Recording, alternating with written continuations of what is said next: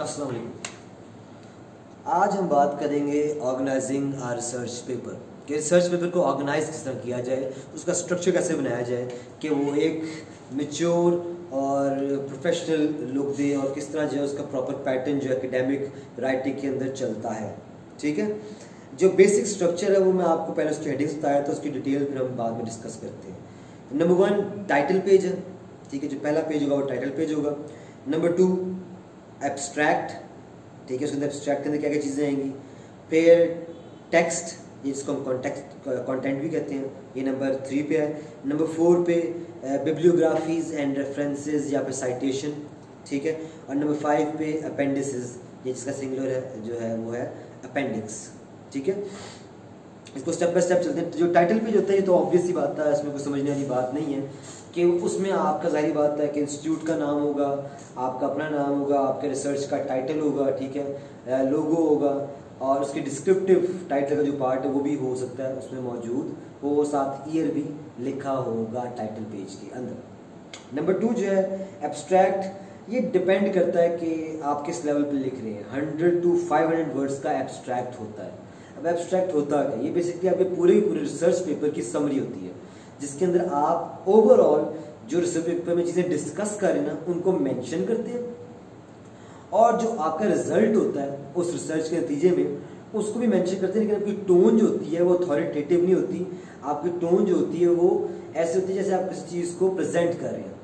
ठीक है, आपने एक प्रोपाउंड किया है एक हाइपोथेसिस कि जी मेरे ख्याल से ये चीज़ है, और फिर आप पेपर में उसको प्रूव करते हो, उसको प्रूव नहीं करते। ऑन एवरेज BS लेवल पे जो एब्स्ट्रैक्ट है वो तकरीबन 300 वर्ड्स का पाया जाता है, 100 से 300 पेज वर्ड्स का। ठीक है, लेकिन ये वेरी कर सकता है मुख्तलिफ लेवल से, मुख्तलिफ अंदाज से। ठीक हो गया, उसके अंदर जो है पूरे आपके गोल्स होंगे, ऑब्जेक्टिव्स होंगे, रिजल्ट्स और कंक्लूजन जो आपके पूरी रिसर्च के निकले हैं उनको जो ना आप करते हैं। अब एब्स्ट्रैक्ट नॉर्मली लोग जो है रिसर्चर्स जो हैं वो पूरी थीसिस लिखने के बाद एंड में लिखते हैं, क्योंकि पहले उनको पता था ड्यूरिंग रिसर्च कि हमारा रिसर्च पेपर किस रुख मुड़ेगा। जब पूरी रिसर्च कर लेते हैं उसके बाद उसको दोबारा रीड करते हैं तो उनको पता चलता है कि मेरे पेपर की ये समरी बन रही है, ये एब्स्ट्रैक्ट बन रहा है, ये एक झलक बन रही है। उसके बाद वो उसको लिखते हैं, लिखा आखिर में भी चाहे, लेकिन पेपर के अंदर वो सेकंड नंबर पे आता है हमेशा स्टार्ट में, ताकि कोई भी आपका पेपर पढ़ना चाहे पहले टाइटल से अंदाजा लगे कि इसमें क्या बात है, और फिर एब्स्ट्रैक्ट को देख के उसको अंदाजा हो जाए कि इस रिसर्च पेपर के अंदर या इस थीसिस के अंदर किस चीज़ पे बात हो रही है। अच्छा जी, उसके बाद थर्ड है कंटेंट। कंटेंट के अंदर 3 चीज़ें ही हैं बेसिक, आगे फर्दर डिवीजन्स तो हैं, लेकिन एक इंट्रोडक्शन है, एक मेन बॉडी और एक कंक्लूजन है। इंट्रोडक्शन के अंदर 2-3 पैराग्राफ होंगे, एक भी पैराग्राफ हो सकता है। फिर मेन बॉडी होगी, उसमें मल्टीपल पैराग्राफ्स होंगे जो आपका तकरीबन पूरे रिसर्च पेपर का 80 to 90% होगा, और आखिर में कंक्लूजन होगा जहाँ पे आप सारे आइडियाज़ को एवेल्युएट करके उनको कंसोलिडेट करके एक जगह पे लेकेंगे और आपकी टोन अथॉरिटेटिव होगी कि हाँ जी मैंने ये बात की थी और उसके हक में ये सबूत मिले और मेरे ख्याल से ये बात ऐसे है। सिंपल, जैसे वही कीट्स वाली एग्जांपल है जो हमने पिछले लेक्चर में ली थी कि लेट्स सपोज कि क्लाइव जो है कीट्स की, उसने उसकी आर्ट के ऊपर, उसकी पोइट्री के ऊपर बड़ा असर किया है। ठीक है, इस बात पे करते हुए तो आपकी टोन अथॉरिटेटिव हो जाएगी कि फलाना जगह मैंने बताया किसने उसकी हेल्थ में इन्फ्लुएंस किया फलाना पोएम के अंदर, फलाना जगह उसकी लव लाइफ ने उसकी पोएम्स पे कैसे असर किया, तो इस बात पता चलता है कि उसका बड़ा डीप इन्फ्लुएंस था उसकी पोइट्री के ऊपर, उसकी पर्सनल लाइफ का। ठीक है, अब इंट्रोडक्शन के अंदर क्या क्या चीज़ें गौर करने वाली हैं। एक तो ये कि जो आपकी प्रॉब्लम है ना पूरी रिसर्च की, कि आप जिस क्वेश्चन को देखना चाह रहे हैं आप उसको शुरू में ही जो है ना प्रॉब्लम को हिट करेंगे, उसको प्रेजेंट कर देंगे अपने इंट्रोडक्शन के अंदर कि जी ये प्रॉब्लम जो है ना वो हमें पेश आ रही है इस रिसर्च के अंदर और मैं उसको डिस्कस करना चाहता हूँ, उसको देखना चाहता हूँ। मेरा सेकंड चीज़ इंट्रोडक्शन के अंदर कि मेरे इस पेपर का पर्पस क्या है और मेरा फोकस किस साइड पे है। ठीक हो गया, और थर्ड चीज़ जो इंट्रोडक्शन में आएगी वो क्या होगी कि ओवरऑल जो राइटर की पोजीशन है, यानी आपकी जो पोजीशन है, जो आर्गुमेंटेशन है, उसका आप हल्की सी जस्ट दे देंगे, हल्का सा एक समराइज्ड फॉर्म दे देंगे, आइडिया देंगे। ठीक है, ये 3 चीज़ें जो हैं आपकी इंट्रोडक्शन के अंदर आएंगी। ठीक है, ये एब्स्ट्रैक्ट के बाद है, एक बात ध्यान रखना, ये इंट्रोडक्शन है, मेन बॉडी है और फिर कंक्लूजन। ये इंट्रोडक्शन के पार्ट था। मेन बॉडी के अंदर क्या क्या चीज़ें आती हैं, ये बड़ा मेजर पार्ट है। इसके अंदर आता होता है आपका लिटरेचर रिव्यू, फिर आता होता है रिसर्च क्वेश्चंस, फिर आता होता है रिसर्च मेथडोलॉजी, कि आपने कौन सा मेथड यूज़ किया रिसर्च को करने के लिए, और फिर डाटा एनालिसिस, जो आपको डाटा मिला था ना, पूरी जो आपने इंट्रोडक्शन में बातें की हैं, उसको आप फिर एक्सप्लेनेटरी और एक्सप्लोरेटिव अंदाज दोनों तरीक़ों से इन डेप्थ में जाकर उसको पढ़ते हैं, देखते हैं, उसको एक्सप्लेन करते हैं, इसको इलस्ट्रेट करते हैं, ठीक है। अब लिटरेचर रिव्यू क्या होता है? लिटरेचर रिव्यू में क्या होता है कि आप मुख्तलिफ जर्नल्स को, बुक्स को, मैगजीन्स को, मुख्तलिफ आर्टिकल्स को, न्यूज़पेपर्स को, ऑनलाइन सोर्सेज को, वेबसाइट्स को, डेटाबेसेस को, लाइब्रेरी की जो रिकॉर्ड्स हैं उनको, बहुत सी चीज़ें आप यूज़ करते हैं और उनको आप पढ़ते हैं, और उनको पढ़ के आप देखते हैं कि जी मैं जो रिसर्च कर लूँ क्या इससे पहले काम हुआ है कि नहीं हुआ, अगर हुआ है तो किस हद तक हुआ है, ठीक है। और वो जो हद है उसमें कहाँ पे गैप आ रहा है कि इस शख्स ने यहाँ से लेके यहाँ तक बात की, इस शख्स ने यहाँ से लेके यहाँ बात की है, ये जो दरमियान में गैप है ना, इस पर अभी तक किसी ने बात नहीं की। तो मैं उस लिटरेचर रिव्यू के अंदर आप वो गैप को ढूंढते हैं। आखिर में आप लिटरेचर रिव्यू की हेडिंग देखिए, जब लिखते हैं कि जी मेरा टॉपिक ये है, कीट्स का लाइफ का, उसकी पोइट्री के ऊपर असर, फलाना क्रिटिक उसके बारे में ये कहता है कि उसने यहाँ हुआ, फलाना रिसर्चर ने इस पर ये बात की, फलाना राइटर ने उस अपनी किताब में ये मेंशन किया, लेकिन जो ये वाली बात है ये मेंशन नहीं हुई कहीं पे। मैं उसको डिस्कस करूँगा इस रिसर्च पेपर में, उसमें ये चीज़ें यहाँ पे आकर वो गैप आपने शो कर दिया, और फिर वहाँ पे आपके गैप के अंदर से ही आपके बन जाते हैं रिसर्च क्वेश्चंस। अगली हेडिंग है रिसर्च क्वेश्चंस की। वो जो रिसर्च क्वेश्चन बने ना, आप उनको फिर अलग हेडिंग डाल के उनको मेंशन भी कर देंगे। हर एक थीसिस में हर यूनिवर्सिटी जो है वो ऐड नहीं करवाती, कुछ ऐड करवाती हैं, कुछ जो है मैथडोलॉजी के अंदर ऐड करवाती हैं, कुछ अलग से हेडिंग हो जाती है, ठीक है। तो ये वेरी करता है और इसमें कोई ख़ास इतना ज़्यादा फ़र्क नहीं है। तो आप जो गैप था ना उसमें आपको पता चला कि जी आपको ये गैप मिला कि किसी ने उसकी पर्सनल लव लाइफ को डिस्कस नहीं किया, किसी ने उसकी हेल्थ को डिस्कस नहीं किया। लेट्स सपोज किया हो भी हो, लेकिन हम एग्जाम्पल के लिए कह रहे हैं।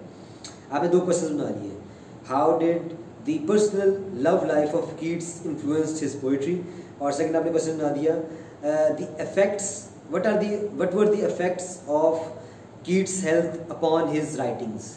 ये दो रिसर्च क्वेश्चन बन गए।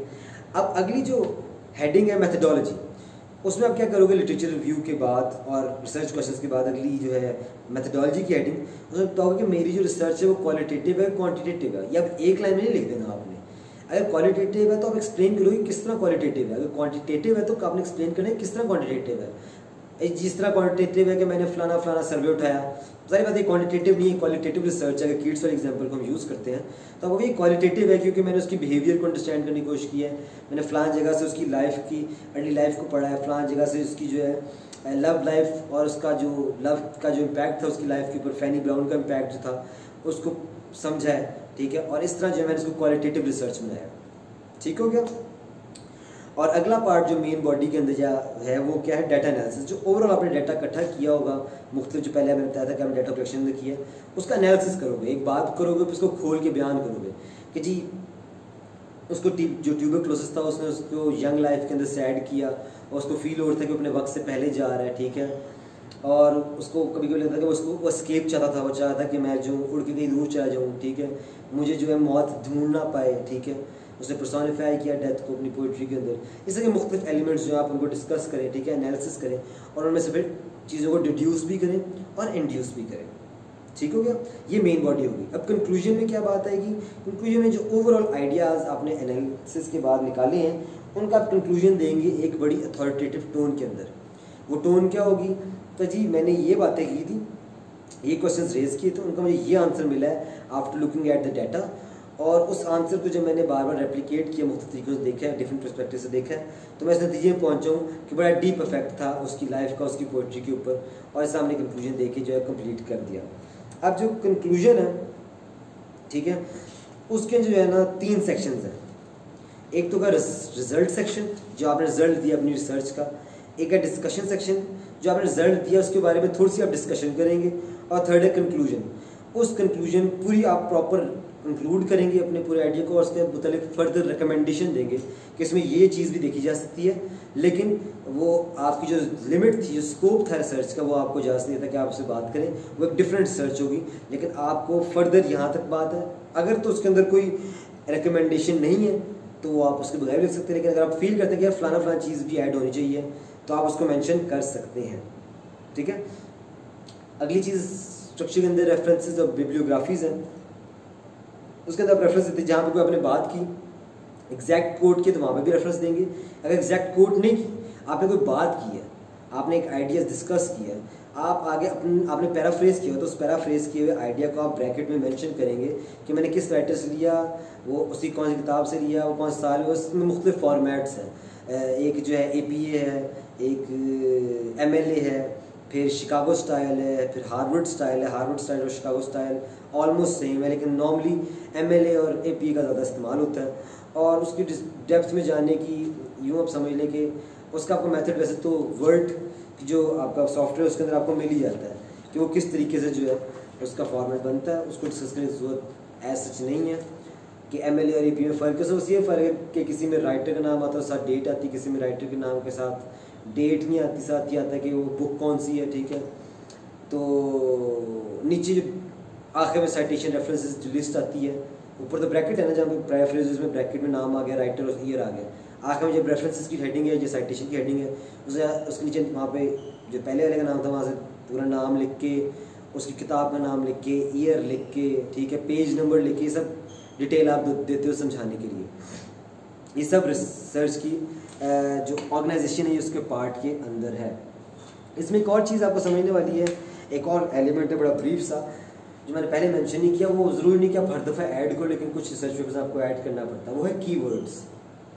वो बेसिकली क्या होता है, जब आप शुरू में पहले अपना टाइटल देते हो, टाइटल के बाद एब्स्ट्रैक्ट देते हो, एब्स्ट्रैक्ट के बाद जो है आपने इंट्रोडक्शन देने से पहले क्या करना है, आपने एक हेडिंग देनी है कीवर्ड्स की। और कीवर्ड्स में जो इंपॉर्टेंट वर्ड्स हैं जो आपके रिसर्च पेपर में यूज़ हुए हैं, जो बेसिक डिफाइनिंग वर्ड्स हैं जिनके मुतालिक इर्द गिर्द सब कुछ घूम रहा है, जैसे हो गया अगर कीवर्ड्स की बात करें तो उसमें हम बात करते हैं, let's suppose keywords and negative capability,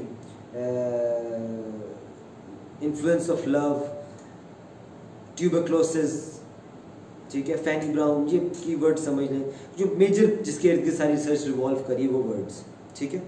और उसके बाद फिर आप जो है क्या देंगे, इंट्रोडक्शन देंगे। फिर इंट्रोडक्शन के बाद आप की आ जाएगी मेन बॉडी में सबसे पहले आपका आएगा लिटरेचर रिव्यू के बाद आपके आ जाएंगे रिसर्च क्वेश्चंस के बाद आपकी आ जाएगी मैथडोलॉजी के बाद आ जाएगा डेटा एनालिसिस। मेन बॉडी खत्म होगी, फिर आपका कंक्लूजन आएगा। कंक्लूजन में 3 चीज़ें क्या होगी, आपके रिजल्ट्स क्या निकले हैं, उन रिजल्ट्स का एनालिसिस क्या है, और आपकी फाइनल वर्डिक्ट या कंक्लूजन क्या है। उसके बाद आप लिखेंगे बिब्लियोग्राफी या रेफरेंसेस या साइटेशन, वो हो गया। और आखिर में एक चीज़ सिर्फ क्या है, वो अपेंडिक्स है। वो इतनी आमतौर पे इस्तेमाल नहीं होती, बहुत कम लोग करते हैं, ठीक है। ये बेसिकली अपेंडिक्स होती है list of terms, words and abbreviations that you have used in the paper. For example एक रिसर्च पेपर से बार बार यूनाइटेड नेशन की बात हो रही है, तो पहले आपने यूनाइटेड नेशन लिखा, ब्रैकेट में UN लिख दिया।